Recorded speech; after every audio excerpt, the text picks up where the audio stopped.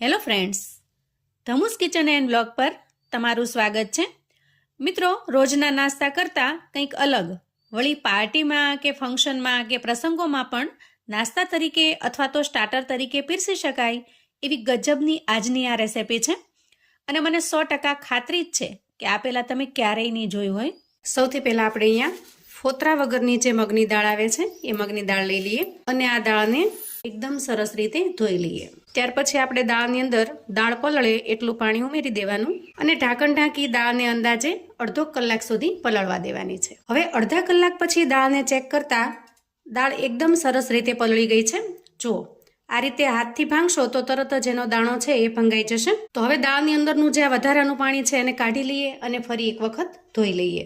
ત્યાર પછી મિક્સરનો જાર લઈ આ તૈયાર થયેલી દાળને આપણે એમાં ટ્રાન્સફર કરીશું. દાળની અંદર આપણે એક લીલું મરચું ઉમેરી દઈએ અને 1 ચમચી જેટલું દહીં ઉમેરી દઈએ. તો અહીંયા જે દાળને પીસવા માટે પાણી ઉમેરવાનું છે એની જગ્યાએ મેં દહીં ઉમેર્યું છે. પાણી આપણે અહીંયા બિલકુલ ઉમેરીશું નહીં અને હવે ઢાંકણ ઢાંકી દાળને આપણે એકદમ સરસ પેસ્ટની જેમ પીસી લઈશું. તો અહીંયા દાળનું ટેક્સચર કંઈક આ રીતનું બનીને તૈયાર થશે. જુઓ, એકદમ સરસ બારીક પેસ્ટ બની જાય છે અને આપણે અહીંયા પાણીનો પણ બિલકુલ ઉપયોગ કર્યો નથી. દહીં ઉમેરવાથી દાળ છે એનું ટેક્સચર પણ એકદમ સરસ ક્રીમી બને છે. હવે તૈયાર થયેલી દાળને આપણે એક બાઉલમાં કાઢી લઈશું. ત્યાર પછી આપણે ફરી મિક્સર જાર લઈએ અને એમાં 1 લીલા મરચાંને સમારીને ઉમેરી દઈએ, 3 થી 4 લસણની કળીઓ ઉમેરી દઈએ અને 1 નાનો આદુનો ટુકડો ઉમેરી દઈએ. ત્યાર પછી આપણે કોથમીર ઉમેરીશું અને ઉપરથી 1 મોટી ચમચી જેટલું દહીં ઉમેરીશું. દહીં બહુ ખાટું ન હોય એ રીતનું લેવાનું, એટલે કે મીડિયમ ખટાશવાળું લેવાનું. અને પછી આપણે આમાં સ્વાદ પ્રમાણેનું મીઠું ઉમેરીશું, થોડું 4 થી 5 ચમચી જેટલું પાણી ઉમેરીશું અને છેલ્લે થોડી અડધી ચમચી જેટલી આપણે ખાંડ ઉમેરીશું. ત્યાર પછી ઢાંકણ ઢાંકી એકદમ સરસ રીતે પીસી લઈએ. તો આ રીતે આપણે અહીંયા નાસ્તા માટેની એકદમ ટેસ્ટી એવી ગ્રીન ચટણી તૈયાર કરી લીધી છે. ચટણીને આપણે થોડી અગાઉથી જ બનાવીને તૈયાર કરી લેવાની અને ત્યાર પછી એને ફ્રીજમાં મૂકી દેવાની, કેમ કે એકદમ ઠંડી ઠંડી ચટણી સાથે નાસ્તાનો ટેસ્ટ ગજબનો તૈયાર થશે. રોજના એકના એક સમોસા, કચોરી, ચાટ, ભજીયાથી હટકે કશુંક નવું પણ ક્યારેક ક્યારેક ટ્રાય કરવું જોઈએ. વળી આજનો આ નાસ્તો સ્વાદમાં એવો સરસ બનશે કે મારે શું વખાણ કરવા. હું જ વખાણ કર્યા કરીશ તો તમે કહેશો કે વખાણ તો થાય છે પણ બને ત્યારે સાચું કહેવાય. અને એટલે જ હું કહું છું કે વાનગી બન્યા પછી તમે પણ એક વખત જરૂરથી આ ટ્રાય કરશો અને ખાધા પછી ઘરના પણ ભરપૂર વખાણ કરશે. તો જુઓ, અહીંયા મેં 1 વાટકી જેટલી છાશ લીધી છે.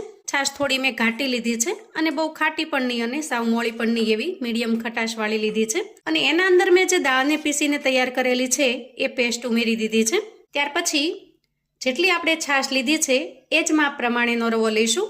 રવો એટલે કે સૂજીનો જે ઝીણો દાણો આવે છે એ આપણે લેવાનો છે. અને તમારી પાસે જો રવો અવેલેબલ ન હોય તો તમે સૂજી પણ લઈ શકો છો, પણ છાશ અને રવાનું માપ આપણે એક સરખું રાખવાનું છે. અને હવે આ બધી જ વસ્તુને આપણે એકદમ સરસ રીતે મિક્સ કરી લઈશું. અને આવું બહુ કઠણ પણ ન હોય અને સાવ ઢીલું પણ ન હોય એવું આપણે બેટર બનાવીને તૈયાર કરી લઈશું. અહીંયા તમે એની કન્સિસ્ટન્સી જોઈ શકો છો. હવે આટલી તૈયારી કર્યા પછી આપણે મિશ્રણને થોડી વાર માટે ઢાંકી અને રેસ્ટ થવા દઈએ, જેથી અત્યારે જે રવો ઉમેર્યો છે એ રવો સરસ રીતે ફૂલી જાય. 5 મિનિટ પછી ઢાંકણ ખોલી ફરી એક વખત સરસ રીતે મિક્સ કરી લઈએ. જુઓ, અહીંયા થોડી વારની અંદર જ મિશ્રણ થોડું ઘાટું થવા લાગ્યું છે અને રવાનો દાણો પણ સરસ રીતે ફૂલી ગયો છે. તો આ સમયે સૌથી પહેલાં તો આપણે સ્વાદ પ્રમાણેનું મીઠું ઉમેરી દઈએ અને મીઠાને સરસ રીતે મિક્સ કરી લઈએ. કોઈ વધારાના મસાલા અત્યારે આપણે આમાં ઉમેરવાના નથી. એકદમ સિમ્પલ બસ આ જે મિશ્રણ બનાવ્યું છે ને એનાથી જ આપણે આગળની પ્રોસેસ કરીશું. ત્યાર પછી આપણે એક અપ્પે પેન લઈ લઈએ અને એના બધા જ બોક્સને થોડા ઓઇલથી ગ્રીસ કરી લઈએ. જો, અહીંયા તેલનું પ્રમાણ આપણે એકદમ ઓછું રાખવાનું. સહેજ અમથું બ્રશથી આપણે બ્રશ કરી દઈએ. અને તમને થશે કે જો અપ્પે પેન ન હોય તો આ નાસ્તો કઈ રીતે બનાવો, તો એ રીત પણ હું તમને આગળ બતાવું છું. એકદમ સિમ્પલ અને સરળ છે, પણ નાસ્તો એટલો ગજબનો બનશે કે તમે કલ્પના નહીં કરી હોય, વિચાર્યું પણ નહીં હોય કે આ રીતે તમે નાસ્તો બનાવીને તૈયાર કરી શકો છો.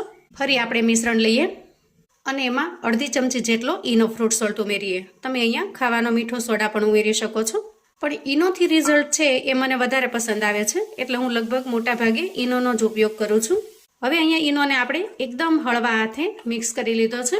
તો આ સમયે આપણે અપ્પે પેન લઈ લઈએ અને ચમચીની મદદથી અપ્પેના બધા જ બોક્સની અંદર આપણે બેટરને ઉમેરી દઈએ. અહીંયા આપણે બધા જ બોક્સ લગભગ ફૂલ ભરી લીધા છે. થોડી જગ્યા રાખી છે માત્ર એને ફૂલવા માટેની. હવે ત્યાં સુધીમાં મેં અગાઉથી જ અહીંયા ગેસ ઉપર પાણી ગરમ થવા માટે મૂકેલું છે, જે ખૂબ સરસ રીતે ગરમ પણ થઈ ગયું છે. તો તૈયાર કરેલા અપ્પે પેનને આપણે એના ઉપર સેટ કરીશું અને ઢાંકણ ઢાંકી કવર કરી લઈશું. ગેસની ફ્લેમને આપણે એકદમ સરસ મજાની હાઈ પર રાખીશું અને અંદાજે 7 થી 8 મિનિટ સુધી સરસ રીતે સ્ટીમ કરી લઈશું. હવે અપ્પેના ઉપયોગ વગર પણ આપણે આ નાસ્તો બનાવી શકીએ, જે મેં તમને અગાઉ કહ્યું છે. તો એના માટે કોઈ પણ માપની તમારે કટોરી લઈ લેવાની છે. આ રીતની કટોરી તો મોટા ભાગે આપણી પાસે અવેલેબલ જ હોય છે. ત્યાર પછી એના અંદર સેટ થાય એવી કોઈ નાની કટોરી આપણે લઈ લેશું. અહીંયા મારી પાસે કાચની છે, તો મેં એને સેટ કરી દીધી છે. અને હવે આ કટોરીની અંદર આપણે જે બાકીનું વધેલું મિશ્રણ છે એને ઉમેરી દઈએ અને ઉપરની સાઈડ એક સરખું ઇવનલી ફેલાવી લઈએ. આપણે આ કટોરીને સ્ટીમ થવા માટે મૂકીશું. અહીંયા નાસ્તો એકદમ સરસ રીતે સ્ટીમ થઈ ગયો છે. અને જુઓ, આ રીતે હાથથી આપણે જો એને ડિમોલ્ડ કરીએ ને તો એકદમ સરસ રીતે ડિમોલ્ડ પણ થઈ જાય છે. વળી નજીકથી જો બતાવું તમને તો જુઓ, એકદમ સરસ મજાનો ફ્લફી અને જાળીદાર પણ બન્યો છે. હવે આ રીતે તૈયાર થયેલા નાસ્તાને આપણે એક સરસ મજાનો શેપ આપીશું. તો એના માટે તમારે આ રીતે કોઈ ગોળ ચમચી અથવા તો ઢાંકણ લેવાનું છે અને આ જે આપણે અપ્પે પેનનો શેપ આપેલો છે નાસ્તાને, એની પાછળની સાઈડ છે ત્યાં આપણે ઢાંકણાને સરસ રીતે ફિક્સ કરવાનું છે. જુઓ, અને થોડું પ્રેસ કરવાનું છે. એટલે આમ કરવાથી નાસ્તાની અંદરનો જે ભાગ છે ને એ આરામથી નીકળી જશે.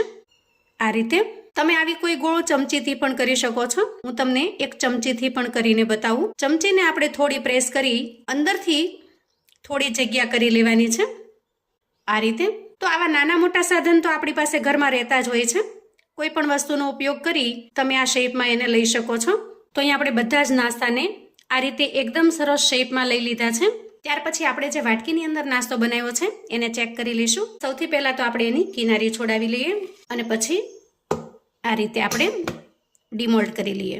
અહીંયા જે વાટકી છે એનાથી એકદમ સરસ મજાનો શેપ તૈયાર થયો છે. તો જુઓ, હવે આપણે આ નાસ્તાને સર્વ કઈ રીતે કરવાનો છે એ પણ બતાવી દઉં. તો જે રીતે આપણે ચાટની અંદર મસાલા કરીએ છીએ એ જ રીતે આપણે આના અંદર મસાલા કરીશું. પણ તમને જે ભાવે અને તમને જે મનપસંદ હોય એ મસાલા તમારે કરવાના છે. અહીંયા મારી પાસે બાફેલા ચણા પડ્યા છે. તો જે રીતે ભેળની અંદર મસાલો કરીએ ને એ જ રીતે હું અહીંયા ચણા ઉમેરી અને સરસ મજાનો મસાલો કરું છું. ત્યાર પછી ઉમેરીશું થોડી બેસનની સેવ, દાડમના દાણા, થોડી ઝીણી સમારેલી ડુંગળી ઉમેરીશું. તમે જો ડુંગળી ન ખાતા હો તો ડુંગળીને સ્કીપ કરી દેવાની. અને ઉપરથી ઉમેરીશું એકદમ સરસ મજાનું મીઠું દહીં. વાહ, ગજબનો ટેસ્ટી લાગે છે. અત્યારે આપણને જોતા જ ખાવાનું મન થઈ જાય એવો સરસ ટેસ્ટી બન્યો છે. તો વિચાર કરો કે જ્યારે તમે આ બનાવશો ત્યારે ખરેખર એનો સ્વાદ કેટલો લાજવાબ બનશે. એના ઉપર ઉમેરીશું આપણે તૈયાર કરેલી ગ્રીન ચટણી અને ત્યાર પછી ઉમેરીશું એકદમ સરસ મજાની ચટપટી એવી ખજૂર આમલીની ચટણી. તો મિત્રો, મારી આજની મહેનત જો તમને થોડી ઘણી પસંદ આવી હોય તો આજના વિડીયોને એક લાઈક ચોક્કસથી આપજો અને રેસિપી તમારા સગા સંબંધી મિત્રોને શેર પણ કરજો, જેથી આ નવી રેસિપી વિશે તેઓ પણ જાણી શકે. કોમેન્ટમાં મને ચોક્કસથી જણાવજો મિત્રો, એકદમ નવી રીતે બનાવેલી આ ઢોકળા ચાટની રેસિપી તમને કેવી લાગી છે. ખરેખર હું તો આને ઢોકળા ચાટ કહીશ. તમે આને શું નામ આપશો એ પણ મને કોમેન્ટમાં જણાવજો. રેસિપી ખરેખર એટલી ટેસ્ટી અને લાજવાબ બને છે કે તમે કોઈ પણ ફંક્શન કે પ્રસંગમાં પણ બનાવીને તૈયાર કરી શકો છો. કોઈ પાર્ટી હોય તો તમે સ્ટાર્ટર તરીકે પણ આ સરસ મજાની રેસિપી બનાવીને તૈયાર કરી શકો છો. અને એના સ્વાદની તો ખરેખર તમે બનાવશો ત્યારે જ તમને ખબર પડશે. તો ફરી મળીશું એક નવી રેસિપી સાથે. ત્યાં સુધી આવજો મિત્રો.